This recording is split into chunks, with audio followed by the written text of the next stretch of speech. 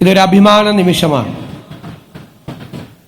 സർക്കാർ അധികാരത്തിൽ എത്തിയിട്ട് ഒരു മാസം തികയുന്നത് 18-ാം തീയതിയാണ്. അതിനു മുൻപ് ജനങ്ങൾക്ക് നൽകിയ ഒരു പ്രധാനപ്പെട്ട വാഗ്ദാനം പാലിക്കാൻ കഴിഞ്ഞതിൻ്റെ ചാരിതാർത്ഥ്യത്തിലാണ് ഞാനിവിടെ നിൽക്കുന്നത്. ഇന്ദിരാ ഗ്യാരണ്ടിയുടെ ഭാഗമായി പ്രഖ്യാപിച്ച സ്ത്രീകൾക്ക് ട്രാൻസ്പോർട്ട് ബസ്സിലെ സൗജന്യ യാത്രയുടെ 1-ാം ഘട്ടമാണെന്ന് ഇവിടെ ഉദ്ഘാടനം ചെയ്യപ്പെടുന്നത്. ഇവിടെ സി ജോൺ KSRTCയുടെ ചരിത്രത്തെക്കുറിച്ചെല്ലാം പറഞ്ഞു. ഇന്നിവിടെ ഈ ഉദ്ഘാടനം നടക്കുന്ന ഈ വേദി കൂടി ഒരുപാട് ചരിത്ര പ്രാധാന്യമുള്ള ഒരു സ്ഥലമാണ്. 110 വർഷം മുമ്പാണ് ഇവിടെ നിന്ന് ശ്രീ ചിത്തിര തിരുനാൾ മഹാരാജാവ് ആദ്യത്തെ ഒരു പബ്ലിക് ട്രാൻസ്പോർട്ട് വാഹനത്തിന് ഫ്ലാഗ് ഓഫ് ചെയ്തത്. 1965 KSRTC ജനകീയ മന്ത്രിസഭയുടെ ഭാഗമായി Kerala state road transport corporation bus service ആരംഭിച്ചത്. അതിൻ്റെ ഒരു പ്രത്യേക ഘട്ടത്തിൽ എത്തി നിൽക്കുമ്പോഴാണ് സ്ത്രീകൾക്ക് സൗജന്യ യാത്ര എന്ന പ്രിയദർശിനി പദ്ധതി ഈ സർക്കാർ നടപ്പാക്കുന്നത്. ഞാൻ ഇതിനെ കാണുന്നത് സ്ത്രീകൾക്ക് നൽകുന്ന ഒരു ഔദാര്യമായിട്ടല്ല.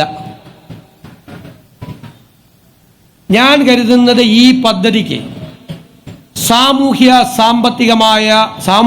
സാമ്പത്തികവുമായ പ്രതിഫലനങ്ങൾ നമ്മുടെ സമൂഹത്തിൽ ഉണ്ടാകുന്ന സോഷ്യോ ഇക്കണോമിക് ഇമ്പാക്ട്. സാമൂഹ്യമായ പ്രതിഫലനം എന്ന് പറയുന്നത് സ്ത്രീകൾക്ക് അഭിമാനത്തോടു കൂടി സർക്കാരിൻ്റെ ഒരു വണ്ടിയിൽ യാത്ര ചെയ്യാൻ കഴിയുക. അത് സൗജന്യമല്ല. ഞങ്ങളുടെ സർക്കാർ, ഞങ്ങളുടെ വാഹനം, ഞങ്ങൾ ഇതിലൂടെ യാത്ര ചെയ്യുന്നു. എത്രയോ സാധാരണക്കാരായ സ്ത്രീകളാണ് KSRTCയിൽ യാത്ര ചെയ്യുന്നത്.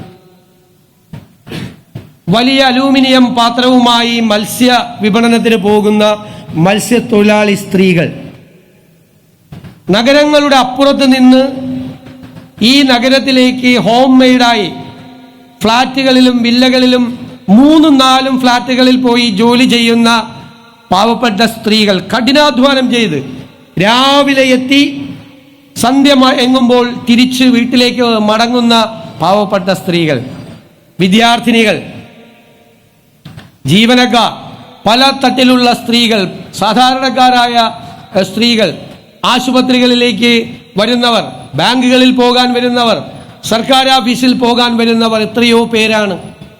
തൊഴിലെടുത്ത് ജീവിക്കുന്ന എത്രയോ പാവം സ്ത്രീകളാണ്. പലരും എന്നോട് പറഞ്ഞു, കണക്ക് കൂട്ടി പറഞ്ഞു, സാർ ഇത്രയും രൂപ ഞങ്ങൾക്ക് മാറ്റിവെക്കാൻ കഴിയും.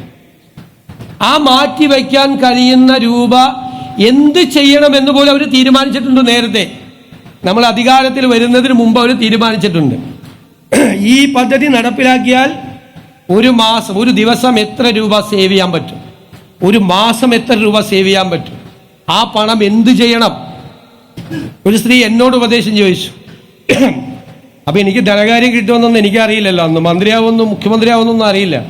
ഞാൻ പറഞ്ഞു KSFEയിൽ ചിട്ടി കൂടിയാൽ മതിയെന്ന്. ഇപ്പൊ എനിക്ക് തോന്നി നല്ല ഉപദേശമായിരുന്നു. ഇപ്പോൾ KSFE എൻ്റെ വകുപ്പിന്റെ ഭാഗമാണ്. ഞാൻ പറഞ്ഞു, അപ്പോൾ ഒരു സേവിങ്സ് അവർക്ക് എന്തെങ്കിലും കാര്യത്തിന്, ഒരു വീട് വയ്ക്കാൻ അല്ലെങ്കിൽ ഒരു മകളുടെ വിവാഹത്തിന് ഈ തുക മാറ്റിവെക്കാം. പിന്നെ ചെലവഴിക്കപ്പെടുമല്ലോ ഈ തുക. ഇപ്പൊ സർക്കാർ 800 കോടിയോളം രൂപയാണ് മുടക്കുന്നത്. 800 കോടിയാണ് ഒരു വർഷം സർക്കാർ ഈ പദ്ധതിക്ക് വേണ്ടി മുടക്കുന്നത്. 800 കോടി രൂപ KSRTCക്ക് കൊടുക്കുകയാണ്. അല്ലാതെ KSRTCയെ സാമ്പത്തിക പ്രതിസന്ധിയിലാക്കി നിങ്ങൾ കൊടുത്തോ എന്നല്ല പറയുന്നത്. പക്ഷേ എനിക്ക് ഗതാഗത മന്ത്രിയെക്കുറിച്ച് ഒരു ആത്മവിശ്വാസമുണ്ട്, അവരുടെ ടീമിനെ കുറിച്ച്. കുറച്ച് നാൾ കഴിയുമ്പോൾ ഈ പൈസ ഒന്നും വേണ്ട എന്ന് ഗവൺമെന്റിനോട് പറയും, ധനകാര്യ വകുപ്പിനോട്. അവരുടെ ആ ടീം അത് നന്നായി ചെയ്യുമെന്നാണ് എൻ്റെ വിശ്വാസം. KSRTCയുടെ വരുമാനം അവർ വർദ്ധിപ്പിക്കും, ഒരു സംശയം വേണ്ട. ഈ പണം നമ്മുടെ കേരളത്തിൽ തന്നെ ചെലവഴിക്കപ്പെടും. ഈ പണം പല കാര്യങ്ങൾക്കായി ചെലവഴിക്കപ്പെടും.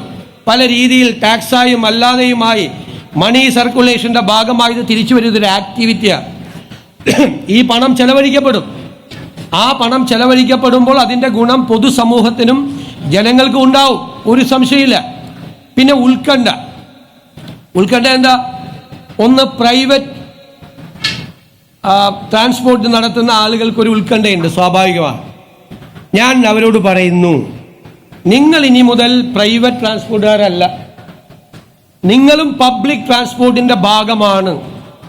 കാരണം ട്രാൻസ്പോർട്ട് ബസ്സില്ലാത്ത സ്ഥലങ്ങളിൽ ഈ പാവപ്പെട്ടവരെ കൊണ്ടുപോകുന്നത് സ്വകാര്യ ബസ്സുകളാണ്. പണ്ടൊക്കെ വലിയ മുതലാളിമാരാണ് എന്ന് നമ്മൾ പറയും, ബസ് മുതലാളി. ഇപ്പം ഇല്ല. ഇപ്പം ബസ് മുതലാളിയായിട്ട് വീട്ടിലിരുന്ന ബസ് വേറെ വഴിക്ക് പോകും. ഒന്നുകിൽ കണ്ടക്ടറായിട്ട്, അല്ലെങ്കിൽ ചെക്കറായിട്ട്, അല്ലെങ്കിൽ ക്ലീനറായിട്ട് വണ്ടി കയറണം മുതലാളി കൂടി. ആ ഒരു കാലമാണ്. ട്രാൻസ്പോർട്ട് ബിസിനസ് നല്ല ക്രൈസിസിലാണ്. ഈ ഗവൺമെൻറ് അതിനെക്കുറിച്ച് നന്നായി പഠിച്ചിട്ടുണ്ട്. അവർക്ക് കയറി വരാൻ വേണ്ടിയിട്ടുള്ള അന്തരീക്ഷം കൂടി ഈ സർക്കാർ ഉണ്ടാക്കുമെന്ന് ഞാൻ അവർക്ക് വാക്ക് നൽകുന്നു.